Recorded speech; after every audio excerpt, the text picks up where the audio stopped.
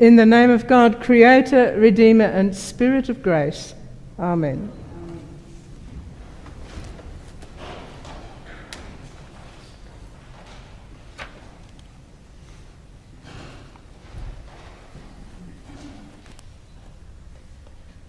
Well, when the apostles said to the Lord, "Increase our faith," Jesus gives them what I think is a rather sarcastic reply, implying that their faith is negligible and ineffective.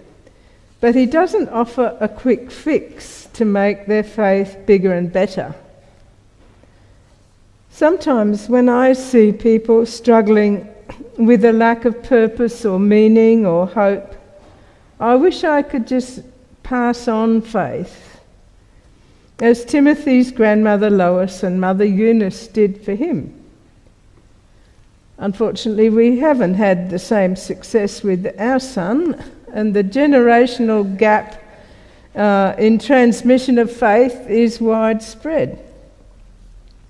In our society, social media influence and peer pressure towards agnosticism seem to count for more than parental influence towards faith. However, as the second part of the gospel indicates, faith is a tough commitment, and you don't go into it for what you can get out of it. In spite of what is commonly or sometimes called the prosperity gospel, faith is not here to reward faithful people by fulfillment of wishes, like a genie in a bottle or something.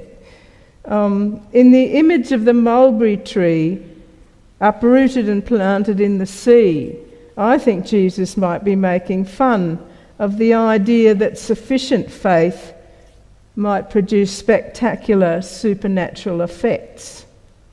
Jesus is not a showman of the power of faith. He asks that the healings which are part of his ministry be kept secret, and he often attributes a healing to the faith of the person who came to him, rather than to any power that he exercises. Jesus describes a life of faith as a life of service and doesn't offer any affirmation or any sort of inducement to continue. He describes the works of faith as being like the unending work of a slave. There's no worth or entitlement that comes from working hard or doing what is commanded. He advises us to say to ourselves, "We are worthless slaves. We have done only what we ought to have done." Well, that sounds pretty humbling, and I think not a particularly easily accessed statement in our culture. But it is an antidote to the achievement-oriented, looking after number one attitudes of our society. Well, increasing our faith takes hard work, reading, praying, talking, and wrestling with questions and doubts. Those of us who are people of faith have a responsibility to keep our faith viable, relevant, and alive. If we leave our brains or our life experience outside the door of our churches, then we cannot expect thinking people or mature people to come through those doors. Society goes through phases of rejection, even persecution of faith. But the evidence of history is that renewal of faith continues to emerge. What might bring such a renewal in our time? Relevant faith today requires not only head-based exploration and compassionate application, but heart-based openness to spiritual experience, to intuitions, spiritual awareness, maybe even visions and epiphanies, which the skepticism of the modern era has rejected. Well, I think our society is moving past that skeptical mindset to some extent, and people are becoming more ready to acknowledge a spiritual side to life. David Tacey, in his book Re-Enchantment, The New Australian Spirituality, has a chapter called Religion and the New Paradigm, in which he refers to what he calls the missing trinity in Western culture: women, body, and nature. When it comes to a healing connection to nature, First Nations wisdom has much to offer, both the individual and society. Tacey quotes from a book called Yoro Yoro, Spirit of the Kimberley, by David Mawajallai, a Narinyan elder, who writes, "You have a feeling in your heart that you are going to feed your body this day, get more knowledge. You go out now, see animals moving, see trees, a river. You are looking at nature and giving it your full attention, seeing all its beauty. Your vision has opened and you start learning now." Well, in our day, when many are vitally concerned with the need to heal the earth, creation spirituality can be where faith awakens, if people open themselves in a contemplative way. Spiritual awareness of nature may well stir an experience of connection to the divine, which stimulates a hunger for faith.